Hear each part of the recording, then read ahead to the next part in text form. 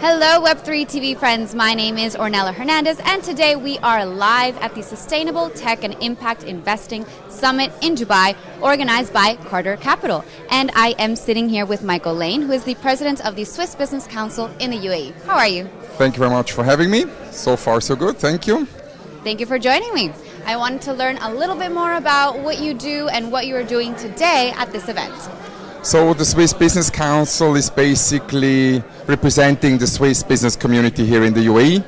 And I see myself, the president of the Swiss Business Council, being the platform provider, building bridges between the Swiss and the Emirati. We work together with the embassy, with the consulate, with the hub, with the Swiss business community. On the other side we have Emirati government, Emirati business community. I'm a platform provider. That's in simple terms. Okay, and so what do you think about today's Sustainable Impact event? I'm very happy because Carter Capital is of course one of our members. So together with the embassy, us representing the whole business community here, of course it's a big event, a pre-event for COP28. You know, it's just ahead, 1 week to go. Coming up. So of course this is a nice, let's call it side event to initiate the whole COP28 vibe. All right, so now talk to me a little bit about the synergies between Switzerland and the UAE and kind of what your role is in helping the community here, like you said, and what the priorities are. I always say like Switzerland and the UAE are kind of similar. They're like the small countries, you know, the small countries in the region, right? The same in Switzerland, of course, with the big neighbors France and Germany.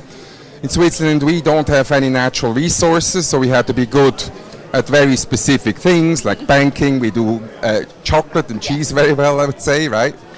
And I would say Switzerland and the UAE, they both strive for excellence and innovation, and both countries somehow have a long-term vision. And I think that combines a bit the UAE and Switzerland when we look at the big picture. And of course, me representing the Swiss business community, we have Swiss companies which are very much engaged here when we talk about sustainability. One of our members, Hitachi, they're currently building the biggest waste-to-energy transformation plant in the world here in Dubai. So the goal is that operational next year, that 60% of the waste here of all of the Emirates will be transformed into energy, right? Oh, wow. And then we have other member, Farnek, it's also a Swiss company. They have now teamed up with Emirates Environmental Group.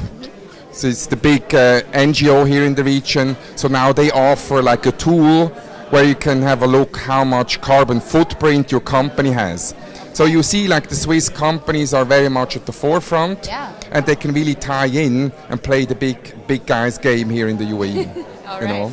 And so what does this theme of sustainable tech and impact investing mean to you personally? I mean, sustainability is always, of course, a very big term, you know, and this is also a bit a buzzword and it's nice for marketing purposes. Yeah. I would always say sustainability has like 3 pillars. It has a economic pillar. It's basically that we should use our resources in a meaningful way. Then of course the ecological one, when we talk about not to contaminate our environment, it's all about COP28. But last and least is like a social impact. You know, sustainability is like we should eradicate hunger and poverty. In order to be sustainable, it's not only that the environment is protected, but we also should take care of the social aspect, you know. So like ourselves? Like the people, you know, it doesn't help if we don't pollute the environment in India, but like the working conditions for the people actually working there are bad. So I think it should be like a holistic approach when we talk about sustainability, not only about carbon reduction, whatever, but like a more holistic approach, I would say. So then what would you say about like those companies that tend to just participate in these initiatives for more of for achieving KPIs, basically. The greenwashing, maybe a bit. Yes, the greenwashing. Right. What would you say about that? I think, I mean, it's also a bit part of the game, because when you think about fashion industry, for example, like the end consumer is willing to pay more if you say it's produced in a sustainable way.